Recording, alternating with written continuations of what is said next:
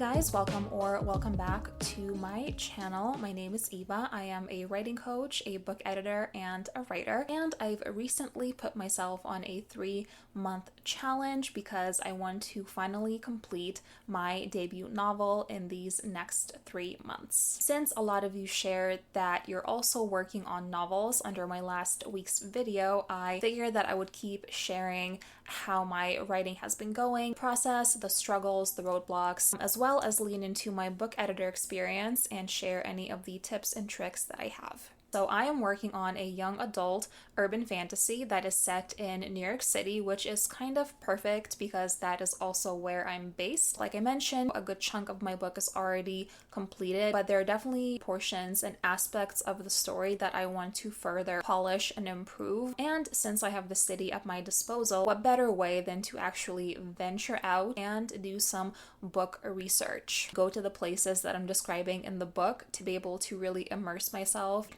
and take pictures, and to really get myself into my characters' heads. The elevator is at the rear of the platform.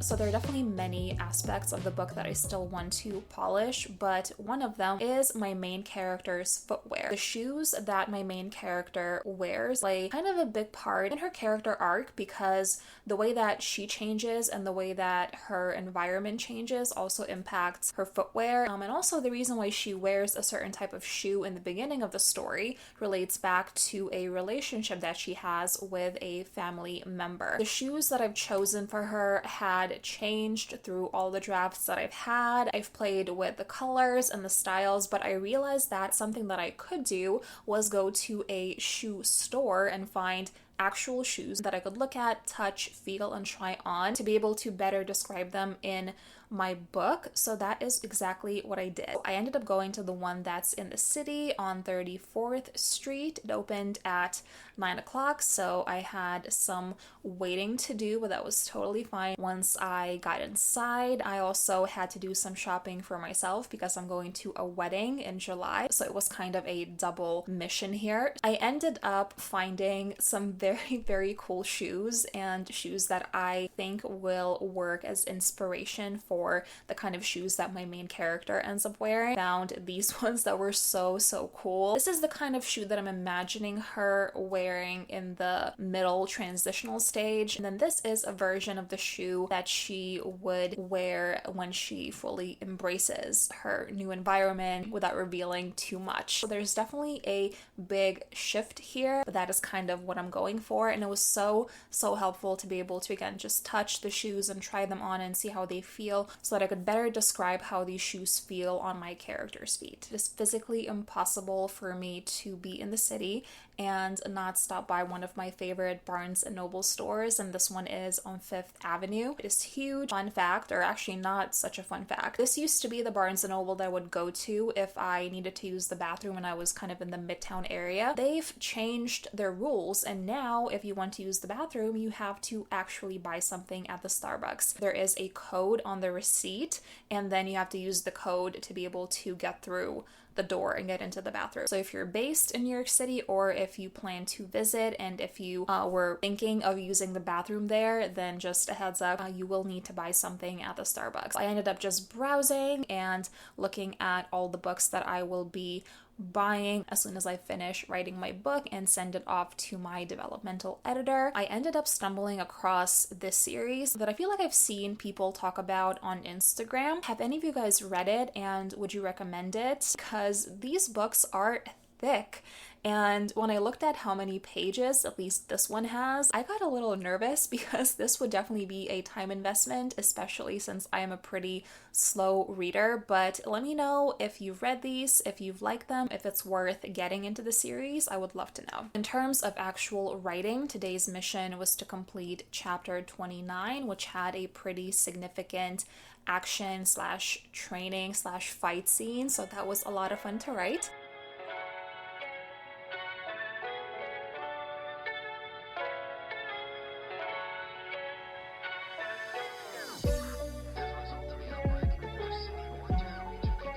So as I got deeper into writing this training slash action scene, I realized that perhaps Barnes& Noble was not the best location to do this at, because when I write action scenes, I tend to physically act them out, and a busy bookstore does not necessarily lend itself to that kind of activity. I had to stay still and just focus on my imagination and improvise, and it turned out completely fine, thank goodness. But in case you're ever stuck when you're writing an action scene, or if it's a training scene or a fight scene of any sort, I highly suggest putting yourself in the shoes of your character and standing up and, doing the movements and trying to position your body a certain way. It not only gives you a break from sitting down, it gets your blood pumping, and then hopefully you'll also have an easier time describing all of the physical positions and the body movements in the scene. I got an idea to walk all the way to Central Park to visit one of the places that play a major role in the prologue of my book. I made the trek from 34th Street, the DSW, where I went to look at shoes. I walked to Barnes & Noble, that's on 45th, and then I walked from 45th all the way to 74th, I believe, to the Alice in Wonderland statue.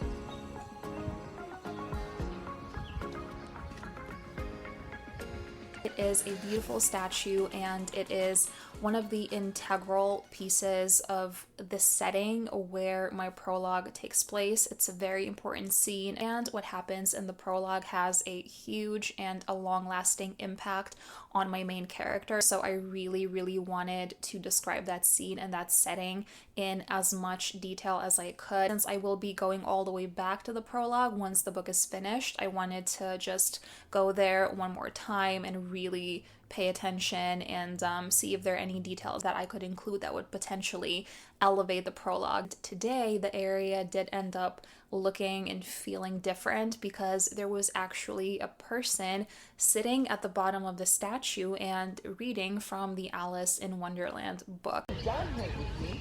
There are no mice in the air to afraid of me. You might catch fat.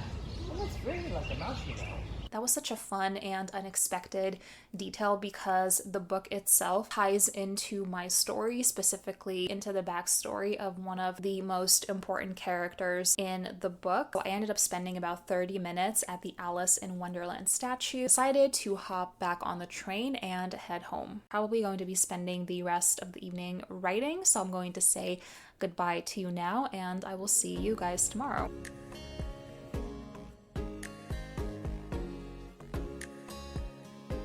Happy Thursday to me, and happy whatever day you're watching this on to you. So this morning I woke up to 400 subscribers. I don't know how you guys are finding me, but I'm so happy that you are, and it makes me even more excited to keep creating content and sharing writing and editing tips and my own writing journey. So hello, welcome. I'm so happy you're here, and let's continue on with the video. So as you saw in the previous clip, I spent the morning doing some admin work because I just got a new client, which is so exciting. And then I spent a good 30 minutes to an hour doing something that I wanted to mention in this video. I did something that's called a reverse outline. I'm sure you know what an outline is. I'm sure many of you probably use those. A reverse outline is literally the reverse of that. Once the manuscript is completed, you then go back, and as you reread your chapters, you are creating an outline based on what's already been written. So it can be as simple or as complex as you would like it to be. I've built myself just a simple Excel spreadsheet. Next to each individual chapter, I break down what happens in the chapter. I typically include things such as which characters appear in that chapter, what is the main conflict, what is the setting, what are the events that take place, and if there is any kind of a resolution to the problem, or perhaps a new conflict is introduced, and then I also note that down. And then I also have another column which is optional, but in case I set up a certain mystery, if I'm planting some kind of a seed in that chapter, I just add some notes for myself just to remind myself. I added this Easter egg, which will be explained in chapter 18, so that I can keep track of all of the little tidbits that I'm adding in, and I know when I'm supposed to explain them or just clarify what they are later in the writing process. I personally find the reverse outline super helpful. Even if you do have an outline originally, when you get knees deep into the creative process, maybe you change things, maybe you add things in, maybe you move things around, which means that there's always a chance that something gets overlooked. A reverse outline is an amazing tool to help you find any sort of blind spots, to catch any sort of inconsistencies or just things that are missing, and any sort of small scale and big scale items that you either want to add, remove, or change.